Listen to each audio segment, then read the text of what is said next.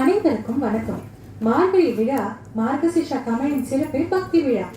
முதலாவதாக நாம் பார்க்க போவது முத்தமிழ் கலைகளின் மூத்த கலையாம் வில்லுப்பாட்டு. இந்த வில்லுப்பாட்டை எழுதிய நாம் குரு டி கலைமாமணி பாரதி திருமகன் அவர்களுக்கும், பயிற்றுவித்த ஆசான் நாம் குரு கலை வளர்மணி டி கலைமகன் அவர்களுக்கும், மற்றும் நம் கல்லூரி மாணவியோடு இணைந்து தபிலா வாசிக்கின்ற டி கணேஷா அவர்களுக்கும், கம்பீரா வாசிக்கின்ற டி கலைமகன் அவர்களுக்கும் எங்களுடைய மனமார்ந்த நன்றி. வில்லிசை கிருஷ்ண பக்தி என்னும் வில்லிசை பாட வருகின்றனர் நமது கல்லூரி மாணவியர். இதோ உங்கள் முன்னாடி கந்தனத்தும் வில்லிசை.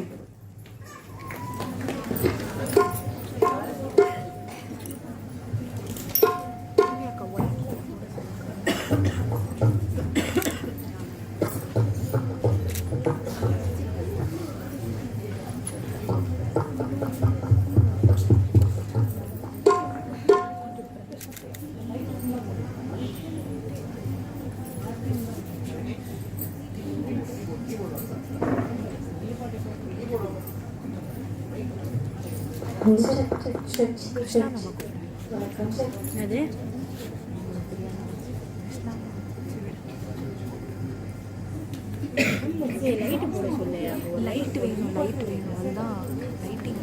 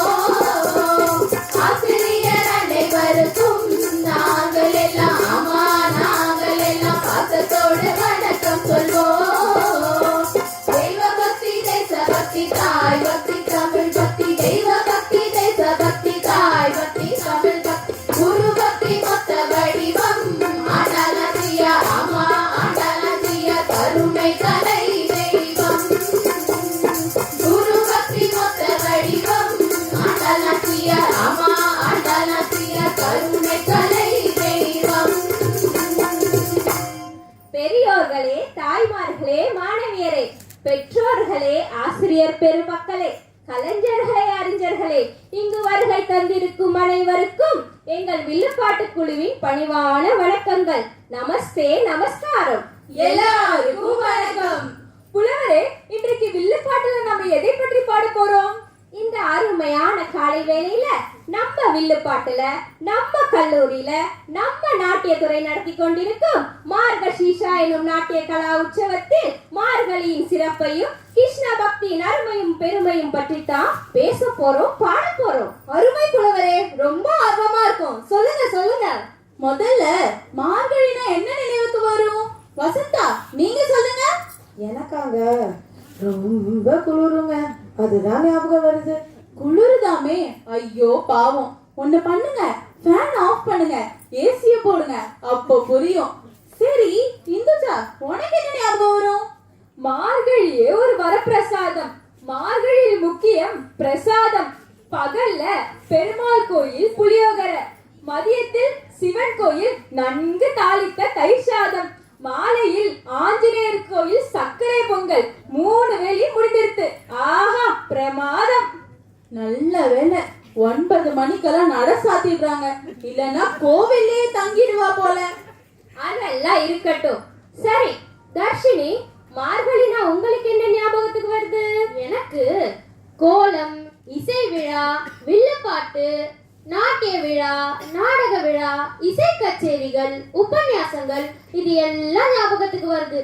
நாமே நாட்டியமானவர்கள். நாட்டியம் ஆடுவதற்கும் நாட்டிய விழாக்கள் சென்று பார்ப்பதற்கும் முக்கியமான மாதம் இது. சரியா சொன்னீங்க. கலை வளர்ப்பதற்கும் பக்தி பரவசம் புரிவதற்கும் ரொம்ப முக்கியமான மாதம். மார்கழியில் நம் கண்ணில் படுவது, காதில் கேட்பது திருப்பாவைகள். அதை இயற்றியவர் ஆண்டாள் நாச்சியார், 12 ஆழ்வார்களில் ஒருவர். இது சிறப்பு என்னவென்றால் ஒரே பெண்ணாழ்வார் அவர்தான். இந்த மாதத்திற்கு முக்கியத்துவம் தருவது போல் தன்னுடைய முதல் பாவையை மார்கழி திங்கள் என்றுதான் ஆரம்பித்துள்ளார். மொத்தம் 30 பாசுரங்கள் கொண்டது திருப்பாவை. புலவரே, திருப்பாவை எந்த சுவாமி மேல அமைந்திருக்கு? நாராயண பெருமாள் மீதும் கிருஷ்ணர் மீதும் அமைந்திருக்கு. ஆஹா, கேட்பதற்கே இவ்வளவு தெய்வீகமா இருக்கு. ஒரு பாடல் சொல்லுங்க புலவரே. சொல்றது என்ன, பாடுவோமே.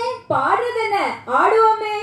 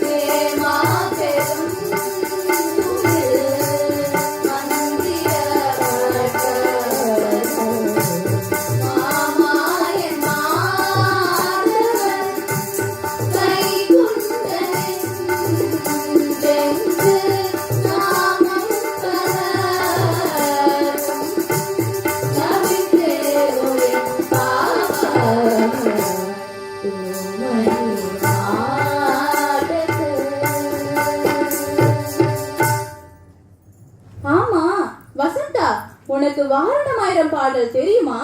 ஓ தெரியுமே. ஓ சாந்தி சாந்தி ஓ சாந்தி, என் உயிரை உயிரை நீ ஏந்தி, ஏன் சென்றாய் சென்றாய் என்ற எப்ப பார்த்தாலும் சினிமா சினிமா. வாரணமாயிரம் திரைப்பட பாடலை கேட்கல, ஆண்டாள் எழுதிய பாடலை கேட்ட. வாரணமாயிரம் என தொடங்கும் பாசுரங்கள் எல்லாமே கனா கண்டேன் தோழினான் என்றுதான் முடியும். பெருமாளின் மனைவியாக கனவு கண்டு சூடி கொடுத்த சுடற்கொடியாக மாறினாள் ஆண்டாள் நாச்சியார். கனவுன்னு சொன்ன உடனே நீங்க எல்லாரும் என்ன கனவு கண்டிருப்பீங்கன்னு தெரிஞ்சுக்க ரொம்ப ஆர்வமா இருக்கு. சரி தீபிகா, நீங்க என்ன கனவு கண்டீங்க? என் கனவுல நானே வந்தேங்க. அது கனவு இல்லம்மா, கண்ணாடி. சரி இந்துஜா, நீ என்ன கனவு கண்ட? தூங்கும் போது எங்க கனவு வருது? எக்ஸாம் ஹால்ல தான் கனவு வருது. அப்போ ரிசல்ட்டும் கனவுலயே தான் வரும். சரி ஹர்ஷா, நீ என்ன கனவு கண்ட? சண்டே கூட காலேஜ் ஒர்க்கிங் மாதிரி கனவு கண்டேங்க. எப்பா ரொம்ப சின்சியர் ஸ்டூடெண்ட் போலயே. முழுசா கேளுங்க, பாக்கி 6 நாளும் லீவு. இந்த கனவு பழிச்சா ரொம்ப நல்லா இருக்கும். மார்கழி மாசத்துல வில்லு பாட்டுல கண்ணன் பக்தி பாடுறதே ஒரு தனி விசேஷம். அப்படி என்னங்க விசேஷம்? ஆண்டாள் அம்மை ஆழிமலை கண்ணா என்ற பாடலில் சாரங்கம் என்ற சொல் வருது. வில் என்பதே பொருள், அதுவே வில்லிசைக்கு ஒரு அருள். கிருஷ்ண பக்தினா நமக்கு தெரிஞ்சது 2 விரல் 2 குரல். ஓ, 2 விரலா? அதான் அடிக்கடி நம்ம எல்லாரும் செல்லுல போட்டோ எடுக்கிறப்போ 2 விரல இப்படி இப்படின்னு வச்சு எடுக்கிறோமோ? ஆமாங்க, இந்த பிள்ளைங்கெல்லாம் அடிக்கடி இந்த கைய யோ யோ ப்ரோன்னு வச்சு எடுக்கிறாங்களே, அதுக்கு என்னதாங்க அர்த்தம்? பாத்தீங்களா, இவ்வளவு நாளா அர்த்தமே தெரியாம செஞ்சுட்டு இருந்திருக்கோம். எல்லாரும் செய்யறாங்கன்னு நம்மளும் செஞ்சிருந்திருக்கோம். நான் கதைக்கிறத கேளுங்க, எதை செஞ்சாலும் அது அர்த்தத்தோட செய்யணும். ஆமாங்க, நம்ம புரட்சி தலைவர் எம்ஜிஆர் அவரோட பேர்ல இருக்கக்கூடிய கல்லூரி தானே இப்ப எல்லாரும் நம்ம இருக்கிறோம். எப்பவுமே இப்படி 2 விரல் காண்பிச்சுதான் வெற்றி காண்பாரு. வில்லு பாட்டு பாஷையில நான் அவங்க எல்லாருக்கும் ஒரு அர்த்தம் சொல்றேன். ஓ பாரதமே, ஒரு விரல் மாணவிகள் ஆண்டாள் மாதிரி இருக்கணும், மறுவிரல் மாணவர்கள் பாரதியார் மாதிரி இருக்கணும். ஏன் தெரியுமா? அவங்க 2 பேருமே அப்பேற்பட்ட கிருஷ்ண பக்தர்கள். ஆமாங்க, ஆண்டாள் அம்மை குழந்தையா இருக்கும் போதே அப்பேற்பட்ட கிருஷ்ண பக்தி. எப்போதுமே வாயில அரே ராமா என்ற கிருஷ்ண நாமம் தான். திடீர்னு ஒரு நாள் நம்ம ஆண்டாள் அம்மை அழகிய கூரப்புடவை கட்டிண்டு மாலையெல்லாம் இட்டுண்டு கண்ணாடி முன்னாடி ஒரு மணமகள் போல பக்தியோட பார்த்தாலாம். நாம கண்ணாடி பார்த்தா நம்ம முகம் தானே தெரியும். அப்படியெல்லாம் இல்லைங்க, சில விலை குறைஞ்ச கண்ணாடி ஆளே மாத்தி காட்டும். சில கண்ணாடியில குண்டா இருக்கவங்க கூட ஒல்லியா தெரிவாங்க, சில கண்ணாடியில ஒல்லியா இருக்கிறவங்க கூட குண்டா தெரிவாங்க. இதெல்லாம் உங்க நிலைமை. ஆனா ஸ்ரீ ஆண்டாள் நாச்சியார் கண்ணாடி பார்க்கும் போது சாட்சாத் ஸ்ரீரங்க பெருமானே தெரிஞ்சாராம். ஆஹா, என்ன ஒரு கிருஷ்ண பக்தி! ஓம் நமோ நாராயணா. நாம பார்ப்பது பாதரச கண்ணாடி, ஆண்டாள் அம்மை பார்த்ததோ பக்தி ரச கண்ணாடி.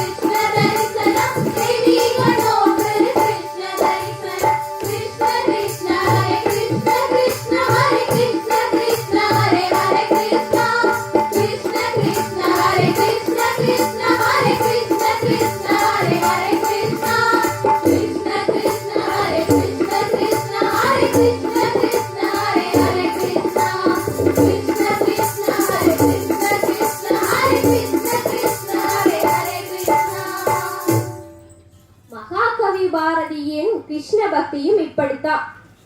ஆமா, உங்க எல்லாருக்கும் காக்காய பார்த்தா என்ன தோணுது? காக்கா வடையை தூக்கிட்டு போச்சு, மரம் ஏறுச்சு, காக்கான்னு கத்துச்சு, வடை விழுந்துச்சு, நிறைய தூக்கிட்டு போச்சு. கடவுளே கடவுளே, வெறும் சேதி மாதிரி சொல்லக்கூடாது, நீதி சொல்லுங்க. நம்ம ஒருத்தர் ஏமாத்தினா நம்மள ஒருத்தர் ஏமாத்திடுவாங்கன்னு தெரியுமா? ஆமாங்க ஆமாங்க. நான் சொல்றது என்னன்னா, மகாகவி பாரதியாருக்கு காக்காயை பார்த்ததும் அந்த கிருஷ்ணரே ஞாபகத்துக்கு வந்தாராம்.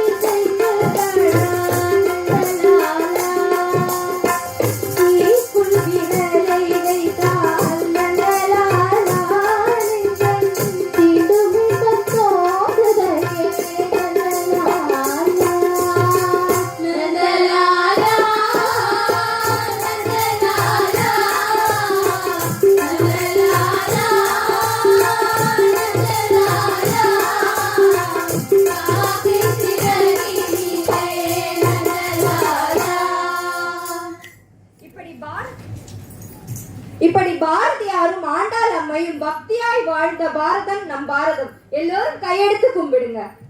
இப்ப நீ கும்பிடுங்கன்னு சொன்னியே, அதுலயே ஒரு கதை இருக்கு. இது வரைக்கும் குரலாலே கதை பேசினோம், இப்போ விரலாலே பேசுவோம். அது எப்படிங்க விரலாலே பேச முடியும்? அதாவது நம்ம கும்பிடுறோமே இந்த வலது கை இடது கை, இந்த வலது கைக்கு இடது கைக்கு மாறி மாறி சண்டையா. என்னானே, நான் தான் பெரியவர், இல்ல நான் தான் பெரியவர், இல்ல நான் தான் பெரியவன் வீணை தந்தி மீட்டுவன், இல்ல நான் தான் பெரியவன் ஸ்வரம் வாசிப்பேன் சொல்லி ரெண்டு கைக்கும் மாறி மாறி சண்டையா. திடீர்னு ஒரு நாள் விரல்களுக்குள்ளேயும் சண்டை வந்துச்சான். கட்டை விரலாகிய நான் இல்லாம யாரும் சைன் கூட போட முடியாது. ஆள்காட்டி விரல் நான் தான் ஆளுமை விரல். ஐயா, நடுவிரல் நான் தான் உசரம்னு சொல்ல வேண்டியதே இல்ல, வச்சு பார்த்தா தெரியும். ஹலோ ஹலோ, எக்ஸ்கியூஸ் மீ, மோதிர விரல் நான் தான் காஸ்ட்லி விரல். சுண்டு விரல் பேசிச்சான். என்னான்னு, நான் நலிஞ்ச விரல் உயரம் குறைஞ்ச விரல்னு என்ன நினைச்சீங்களா? உங்களுக்கெல்லாம் இல்லாத பெருமை எனக்கு இருக்கு. ஏன் தெரியுமா? நீங்க கடவுளை போய் கும்பிட்டீங்கன்னா முதலாவது இருக்கிறது சுண்டு விரலாக்கிய நான் தான். அதனால உங்க எல்லாருக்கும் இல்லாத பெருமை எனக்கு இருக்குன்னு சொன்னிச்சான். கையும் விரலும் மாறி மாறி சண்டை போட்டுட்டு இருக்க கடவுள் வந்தாராம். கடவுள் வந்து சொன்னாராம், எப்பவும் ஒத்துமையா இருக்கணும்னு சொல்லி. ஆக மனிதனின் ஒவ்வொரு சிறப்பும் பக்தி தான். மனிதனின் முழு உடம்பும் உறுப்புகளும் பக்தி செலுத்தத்தான். கண்கள் எதற்கு? செல் பார்க்கவா? கால்கள் எதற்கு? சினிமாக்கு போகவா? காதுகள் எதற்கு? ப்ளூடூத் மாட்டவா? நாவு எதற்கு? பீஸா சாப்பிடவா? கைகள் எதற்கு? லேப்டாப் ஒர்க் செய்யவா? இதெல்லாம் எதற்கு? பாடுவோம் அதற்கு.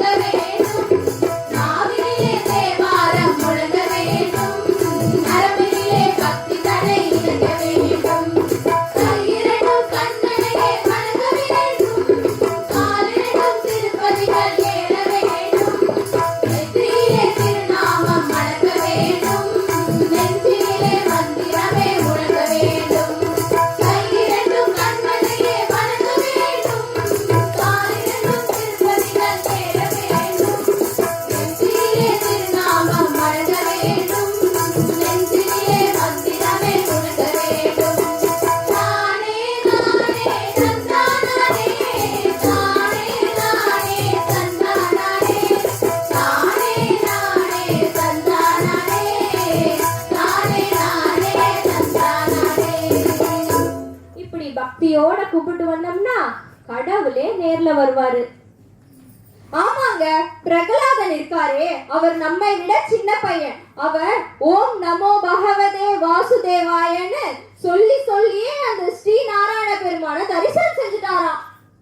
ஆமா, கர்ணனுக்கு விஸ்வரூபம், அர்ஜுனனுக்கு விஸ்வரூபம், ஆண்டாள் அம்மைக்கு தரிசனம், மீராவுக்கு தரிசனம், இப்படி பலர் தரிசித்த புண்ணிய நாடே நம் பாரதமாகும். மார்கழி கதாநாயகி ஆண்டாள் நாச்சியார் பக்தியோடு இருந்ததாலே தான் ஆண்டாள் சூடி கொடுத்த மாலையை நான் விரும்புகிறேன் என்று ஸ்ரீரங்கநாதரே சொல்லியிருக்காருன்னா எவ்வளவு பெரிய புண்ணிய பிறவி ஆண்டாள் அம்மை. அந்த கதையை கொஞ்சம் பாடிதான் சொல்லுங்களேன்.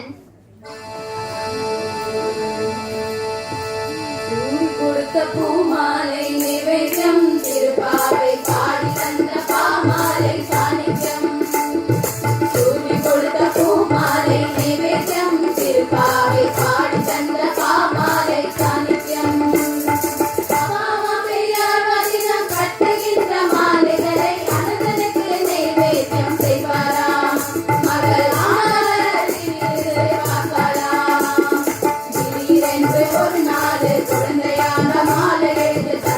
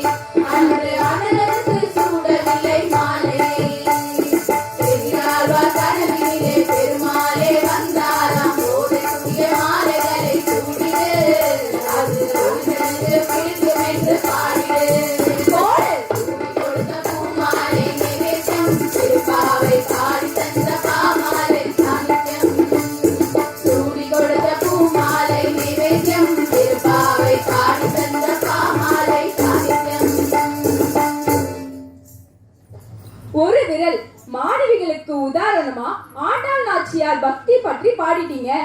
மறுவிரல் மாணவர்களுக்கு மகாகவி பாரதி கிருஷ்ண பக்தி பத்தி சொல்லுங்கம்மா. மகாகவி பாரதி பாடினார். எங்கிருந்தோ வந்தான் இடைச்சாதி நான் என்றான், இங்கு வினை நான் பெறவே என்ன தவம் செய்து விட்டேன் என்று பாடினார். சாதிகள் இல்லையடி பாப்பா என்று பாடிய பாரதி எப்படி இடைசாதி என்று சொன்னார் அம்மா? இப்படிதான் மகாகவியிடம் ஒரு திருநெல்வேலிக்காரர் கேட்டாராம். பாரதி சொன்ன பதில் என்ன தெரியுமா? தெரியலையே. நண்பரே, கடவுள் நல்லாருக்கும் பொல்லாருக்கும் இடையில் நிற்பான், கல்லாருக்கும் கற்றாருக்கும் இடையில் நிற்பார், தேவர்களுக்கும் அசுரர்களுக்கும் இடையில் நிற்பான், வல்லாருக்கும் மாற்றாருக்கும் இடையில் நிற்பார். இடையில் நிற்பவன் கடவுள் என்பதால் இடைச்சாதி என்று சொன்னேனடா என்று மகாகவி விளக்கியதாக வில்லுப்பாட்டு கலைஞர் ஸ்ரீ பத்மஸ்ரீ சுப்பு ஆறுமுகம் ஐயா அவர்கள் தன்னுடைய வில்லுப்பாட்டு மேடையில் அழகாக விளக்கியுள்ளார். ஆஹா, அருமை அருமை.